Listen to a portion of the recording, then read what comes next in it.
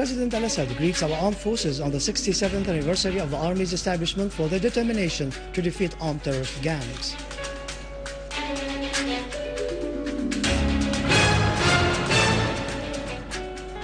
President al-Assad calls on the armed forces to be more prepared and continue to be the homeland's shield and its fortress. Competent authorities continue to clear the homeland of the terrorist gangs, killing and wounding dozens of them.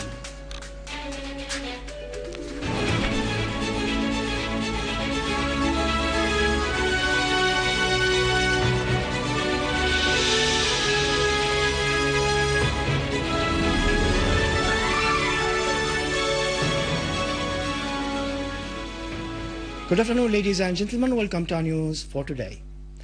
President Bashar al-Assad has addressed a word through the People's Army magazine to our armed forces on the 67th anniversary of the establishment of the Syrian Army.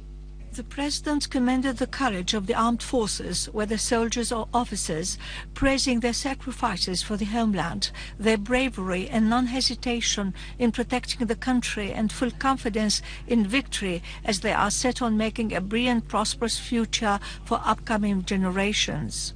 The President greeted the Army on the 67th anniversary of its establishment, hailing the Syrian Army's perseverance in defying the odds, recalling its battles of honor and heroism in defense of the homeland's sovereignty and dignity. His Excellency underlined the Army's march of struggle for more than half a century and its prominent role in safeguarding the nation's identity of civilization and social, cultural and intellectual components. The President pointed out that the battle against the enemy is multiformed, with clear objectives and features on which the fate of our people and their past, present and future depend.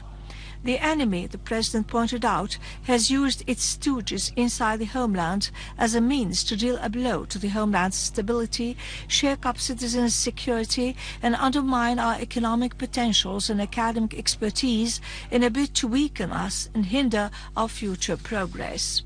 They were astonished, however, the President went on, when they found these courageous people unified in the face of their schemes and adamant in defeating them.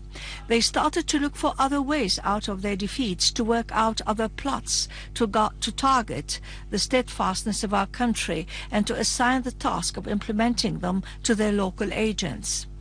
President al-Assad affirmed that the armed forces, in their confrontation of the war on our country and the crimes of the terrorist gangs, have proved to be of strong determination, capable of defending the people's values entrusted in them.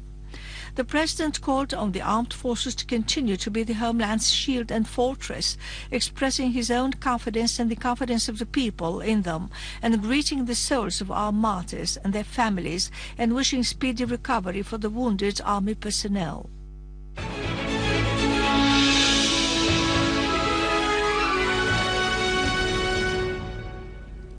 Units of our forces, in cooperation with local residents, continue to chase remnants of terrorists in different parts of the country, killing and wounding large numbers of them. Authorities today clashed with an armed terrorist group that opened fire on passing cars in Khanasa area in the Aleppo countryside. An official source of the province told Sana that the terrorists were driving machine guns-mounted vehicles, adding that the terrorists were all killed or wounded in the clash. An armed terrorist group of 3 gunmen attacked law enforcement personnel in Talkalakh area in Homs countryside. The 3 terrorists, Mustafa al-Kurdi, Ahad Najm and Iyad al-Kurdi, were killed and their car was destroyed. In Dar'a Governorate, competent authorities, in cooperation with local residents in Jib Safa village, attacked a hideout housing terrorists. The operation resulted in the arrest of a number of wanted gunmen. Meanwhile, units of 4 armed forces intercepted an armed group in al-Saqlabiya town, which opened fire at law enforcement troops. The clashes with the terrorists resulted in the destruction of the car they were driving and the arrest of 3 gunmen. Law enforcement troops also clashed with an armed terrorist group in Handarat region north of Aleppo, killing and wounding dozens of terrorists, some of them foreign fighters. The clashes also destroyed a number of cars equipped with Doshka machine guns. The authorities have ambushed an armed terrorist group in Anizaria village in al-Qusayr suburbs in Homs Governorate. The group used to assault citizens, cut off roads, and sabotage public and private properties. All the group's members were killed. Those identified were Farhan Hussein and Hassan Ghalib Hamdan. The authorities also stormed into a terrorist hideout in Al-Moj village in al-Qusayr suburbs, killing and wounding several terrorists. Terrorist Ziad al-Masri was identified. In Ghanto village in Tbilisi, the authorities clashed with terrorist groups who attacked citizens. Among the terrorists killed was Nasser al-Jawhani. Others sustained injuries or turned themselves in. Competent authorities, with the cooperation of local residents in Yelda town at Damascus countryside, captured a terrorist disguised as a woman who tried to misinform law enforcement troops as they were chasing armed terrorist groups in the area. A Palestinian old lady who helped capturing the terrorist expressed outrage at such shameful deed. The terrorist was wearing a female gown as he was apprehended, trying to cover up crimes committed by the terrorists against the civilian population.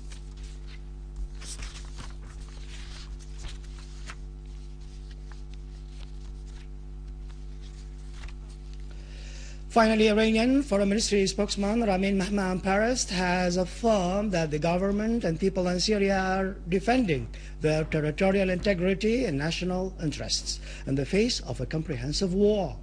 Addressing Chinese news media men and intellectuals in Beijing, Mehmanparast said the Americans and their agents have hatched a scheme to deal a blow to Syria in a bid to weaken the front of resistance and realize the interests of the Israeli entity and American hegemony in the region. He added that after the failure of their strategy against Syria, Washington started to provide terrorists from other countries with weapons to flare up the situation. Mehmanparast wondered why the Americans showed no reaction regarding people's moves in Bahrain, Saudi Arabia, and Yemen. He stressed that the Syrian people are the main decision makers regarding the political process in Syria, and therefore Iran backed Kofi Annan's plan to find a solution to the crisis in Syria.